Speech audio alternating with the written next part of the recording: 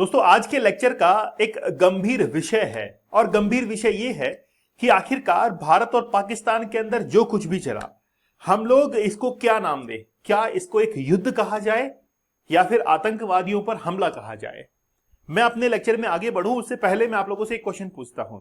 अभी इजराइल और ईरान के वॉर में कौन जीता? क्या लगता है आपको, इजराइल जीता या ईरान जीता? किसकी जीत हुई? या दोनों की ही जीत नहीं हुई, किसी थर्ड कंट्री की जीत हुई है? ये सोचने का एक विषय है। एक्चुअली में बात यह है कि भारत और पाकिस्तान के बीच में जो अभी घटनाक्रम चला है उसको पाकिस्तान ने युद्ध का नाम दिया था कि ये युद्ध लड़ा गया है भारत पाकिस्तान के बीच में, और पाकिस्तान ने कहा था कि हम लोग इसको इतिहास में दर्ज करेंगे और सुनहरे अक्षरों में दर्ज करेंगे कि इस भारत पाकिस्तान के युद्ध के अंदर पाकिस्तान जीता है और 2025 में भारत पाकिस्तान के बीच में युद्ध लड़ा गया। हमने अपने इतिहास के अंदर दर्ज किया हुआ है कि हमने आज तक 3 वॉर लड़े हैं। 1962 बिटवीन इंडिया एंड चाइना, 1971 जो कि हुआ है भारत और पाकिस्तान के बीच में और किसको आजाद करवाने के लिए, बांग्लादेश को आजाद करवाने के लिए, और एक कारगिल वॉर 1999। ये 3 वॉर हमने इतिहास में दर्ज किए हैं।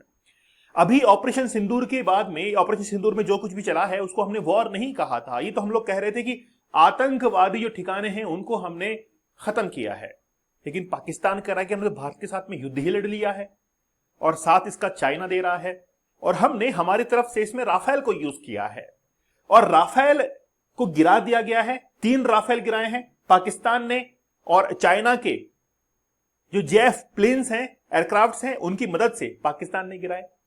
ये आज पूरे विश्व में चल रहा है। क्या हकीकत है उसके बारे में हम लोग बात करेंगे। मैं बात करूंगा कि आखिरकार वॉर की साइकोलॉजी क्या होती है, इस साइकोलॉजी की मदद से कैसे हारते हुए युद्ध को भी एक जीता हुआ अनाउंस किया जा सकता है और एक अलग ही दुनिया के अंदर वो जीता है। तो राफेल जो है वो पाकिस्तान ने गिराए, क्या ये बात सही है? और फ्रांस की डसॉल्ट ने इसको कहीं ना कहीं जो है वो क्रिटिसाइज किया है। दोस्तों हमारा 75 डेज का हार्ड चैलेंज बड़ा जबरदस्त है। मैं आप लोगों से कहना चाहूंगा कि मेरी जो रिसर्च थी टेक्निक्स के ऊपर कि कैसे आप लोग इससे बाहर निकल सकते हैं, वो टेक्निक्स काम कर रही हैं। आज मुझे उसके रिजल्ट्स मिल रहे हैं। मेरे पास में स्टूडेंट्स के मैसेज आ रहे हैं, वो कह रहे हैं कि सर वाकई में आपने लाइफ चेंज कर दी। हम लोग किसी दूसरी दुनिया में ही जी रहे थे जहां पर कोई ग्रोथ नहीं थी, और 75 डेज का हार्ड चैलेंज जैसे हमने एक्सेप्ट किया, टेक्निक्स अपनाई, रियल जो चैलेंजेस हैं उनको फेस किया, रियल लाइफ स्टोरीज हमने सुनी आपकी जबानी, तो हम लोग वाकई में बहुत बदल गए हैं। और ये जो एडिक्शन है पोर्नोग्राफी का, ये आपकी जिंदगी को तबाह कर देगा। आप लिख लीजिए किसी पेपर के ऊपर, क्योंकि आप उतने सफल नहीं हो पाएंगे जितने हो सकते हैं। बात करते हैं हम लोग राफेल के बारे में। बड़ा जबरदस्त ये एयरक्राफ्ट है और हमने इसको फ्रांस से लिया। 36 एयरक्राफ्ट हमने लिए, और रिसेंटली हमने एक डील भी की कि हमको डबल सीटर और सिंगल सीटर नेवी के लिए भी चाहिए, मरीन, जिसको हमने कहा कि राफेल मरीन, राफेल एम उसको नाम दिया था। तो डसॉल्ट जो कंपनी है उसने हाल ही के अंदर कुछ एविडेंस जो है वो पेश किए हैं, वो मैं आपको आगे दिखाने वाला हूं। तो ये मल्टी रोल फाइटर है। आप लोग जानते हैं कि जब भी हवा के अंदर आसमान में एयरक्राफ्ट उड़ता है तो दुश्मन देश के उस एयरक्राफ्ट को चकमा देने के लिए वो कई बार रोल करता है, एक इल्यूजन क्रिएट करता है, मल्टी रोल करता है, घूमता है, नीचे गिरता है, ऊपर चढ़ता है। तो ये मल्टी रोल एक फाइटर जेट है, फ्रांस ने बनाया है, कंपनी है डसॉल्ट एविएशन, और 4 जुलाई 1986 को इसने फर्स्ट फ्लाइट ली थी और इंट्रोडक्शन किया गया था, इंट्रोड्यूस 2001 के अंदर, 2001 में इसको इंट्रोड्यूस किया गया। और प्राइमरी इसके यूजर्स हैं, एक तो फ्रांस खुद है, इजिप्ट है, और इंडियन एयरफोर्स जो है वो भी इसको यूज कर रहा है। आज तक लगभग 550 के आसपास राफेल पूरी दुनिया के अंदर है। इसके अलग अलग वेरिएंट्स हैं।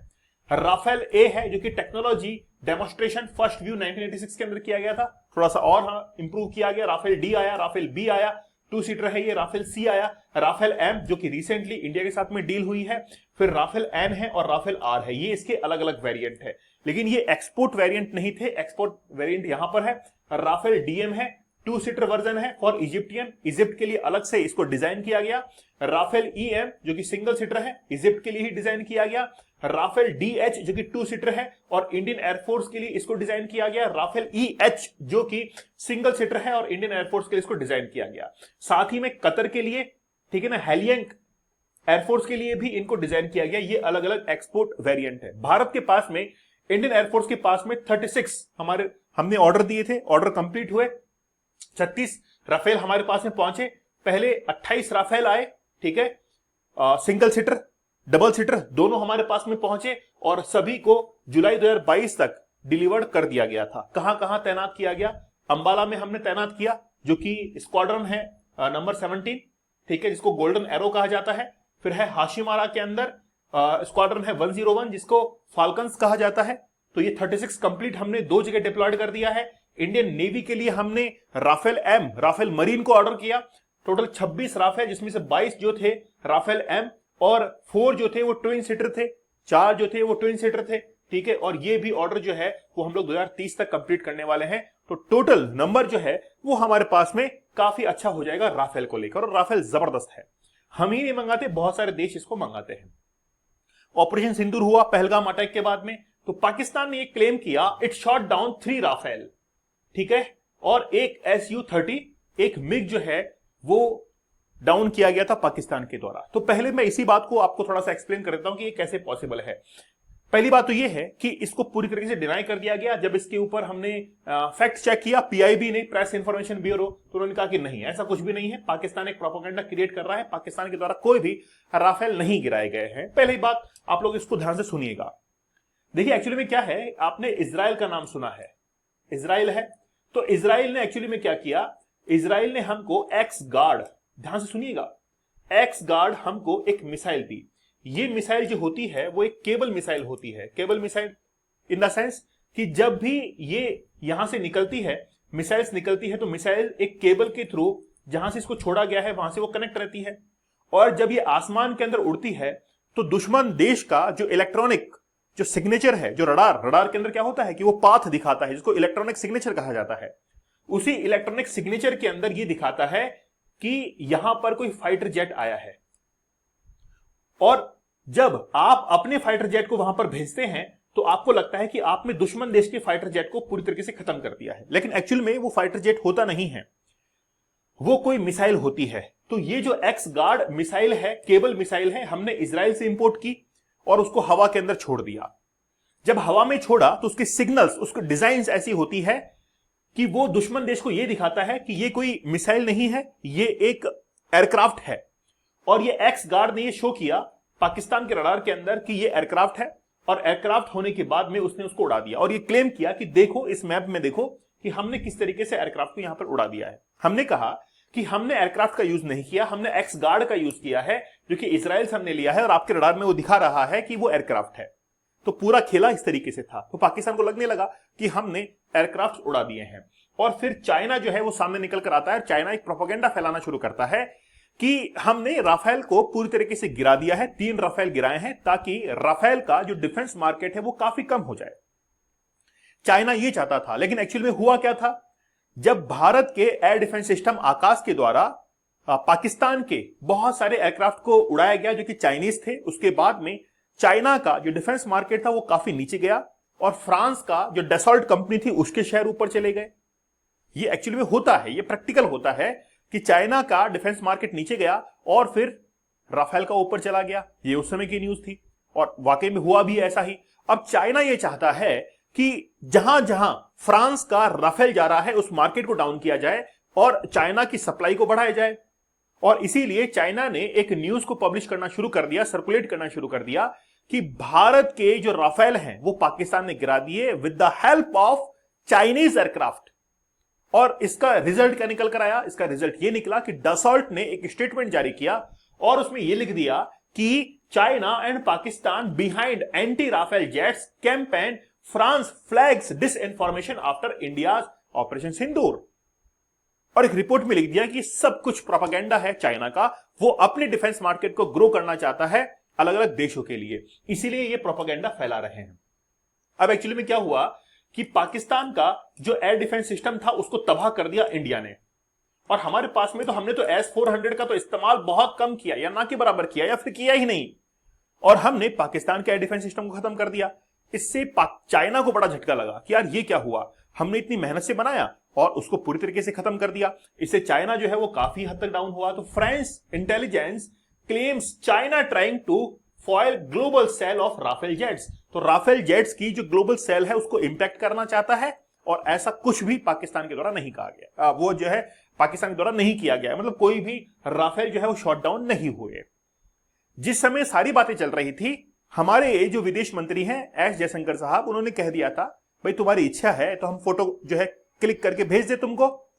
36 के 36 राफेल जो है यहां पर खड़े हैं, और यह भी कहा कि अगर तुम्हारी इच्छा हो तो आ जाओ यहां पर हमारे देश के अंदर और विजिट कर जाओ। 36 राफेल जो है हमारे गैरेज के अंदर खड़े हैं, कोई प्रॉब्लम हमको नहीं हुई है। हां, एक स्टेटमेंट हमारी तरफ से जारी हुआ था कि हमारे जो एयरक्राफ्ट हैं उनको नुकसान पहुंचा है, लेकिन उसमें राफेल की गिनती नहीं है, उसमें राफेल की गिनती नहीं है। ये जरूर जो है वो इस चीज को एक्सेप्ट किया गया था, क्योंकि वॉर है, ये जो है युद्ध होता है, तो इसमें जो है चीजें जायज होती हैं दुश्मन देश का। अब देखिए, ये एक्चुअली में पुलवामा जो डिस्ट्रिक्ट है, पुलवामा डिस्ट्रिक्ट के अंदर एक गांव के अंदर चाइना का जो एयरक्राफ्ट है जो कि पाकिस्तान यूज कर रहा था, उसकी कुछ डेब्रीज जो है वो यहां पर फाइंड आउट की गई थी। उससे साबित हुआ था कि वाकई में, और हमने जब मांगा उनसे कि यार हमको सबूत दो कि राफेल को मार गिराया है, तो उन्होंने झूठी जो तस्वीरें थी या पुरानी तस्वीरें या कहीं और की तस्वीरें उनको सोशल मीडिया के ऊपर पोस्ट करना शुरू कर दिया। आज डैशॉल्ट एविएशन की हम लोग बात करें तो उन्होंने 533 राफेल जो है वो सोल्ड आउट किए हैं, इंक्लूडिंग 323 एक्सपोर्टेड, जिसको इजिप्ट के अंदर किया है, इंडिया में किया है, कतर में किया है, ग्रीस में किया है, क्रोएशिया में किया है, यूएई के अंदर किया है, सर्बिया और इंडोनेशिया के अंदर किया है। तो Indonesia has ordered 42 planes and is considering buying more, मतलब 42 का तो ऑर्डर इंडोनेशिया ने दे दिया है और कह रहा है कि हम लोग और खरीदेंगे अभी। अब मैं आपको लेके चलता हूं इसके साइकोलॉजिकल पार्ट के ऊपर, emotional aftermath of the lost of war. जब भी कोई व्यक्ति, कोई देश अगर युद्ध हार जाता है तो उसके पीछे उसको कवर अप करने की कोशिश करता है कि यार कैसे हम लोग कवर अप करें। आप देखिए, मान लीजिए कि दो दोस्तों के बीच में लड़ाई हो रही है। अब दो दोस्तों में से एक दोस्त ने उस लड़ाई को हार लिया है। अब उसको पता है कि यार ये जो मेरा दोस्त है वो पूरे सबको जाके अब पता लग जाएगा कि यार इसने मेरे को हरा दिया। उससे पहले ही ये क्या करता है, एक प्रोपेगेंडा क्रिएट करता है और सबको जाकर ये बताता है कि आज हमारे बीच में लड़ाई हो और मैंने उसको मारा, ताकि कल को आकर उनको ये कहे वो अगला व्यक्ति दोस्त कि यार मैंने मारा था। उससे पहले उसने जाकर कह दिया कि यार देखो मैंने मारा है, मैंने मारा, लेकिन खुद हार चुका था। तो वो साइकोलॉजिकली जो है वो विनर घोषित करता है अपने आप को, जबकि इंटरनल उसका लेवल क्या है, वो लूज कर चुका था उस वॉर को। यही आफ्टरमैथ होती है आफ्टर लॉस द वॉर। जब युद्ध हार जाते हैं उसके बाद में यही आफ्टरमैथ क्रिएट किया जाता है, और यही पाकिस्तान ने किया। तो जब सीज फायर हुआ 10 मई को शाम को 5 बजे, तो पाकिस्तान को यह लगने लगा कि उसने युद्ध जीत लिया है। आप लोग मुझे बताइए कमेंट सेक्शन के अंदर कि क्या वाकई में पाकिस्तान ने युद्ध जीता।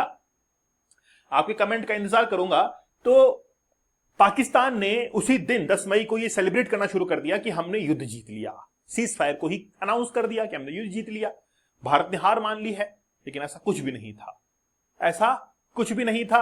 और पाकिस्तान ने बोला हम जीत गए, जश्न मनाओ, पटाखे छुड़ाओ, ये सब कुछ पाकिस्तान ने प्रोपेगेंडा क्रिएट करना शुरू कर दिया था। आप लोगों का क्या मानना है मुझे कमेंट सेक्शन में जरूर बताइएगा। 75 डेज का हार्ड चैलेंज बड़ा जबरदस्त है, एक बार इस चैलेंज को जरूर एक्सेप्ट कीजिएगा। अगर आप लोग वाकई में अपनी लाइफ से प्यार करते हैं और उतना सक्सेसफुल बनना चाहते हैं जितनी आप में काबिलियत है, तो you must try this techniques to avoid this addiction. Okay, तो आप लोग जरूर जो है इसको ट्राई कीजिएगा। आप लोग मुझे टेलीग्राम और इंस्टाग्राम पर ज्वाइन कीजिएगा, दीपक इंद्र ऑफिशियल ज्वाइन जरूर कर लीजिएगा। तो मिलते हैं आप लोगों से अगले सेशन में, तब तक के लिए धन्यवाद, थैंक यू, जय हिंद।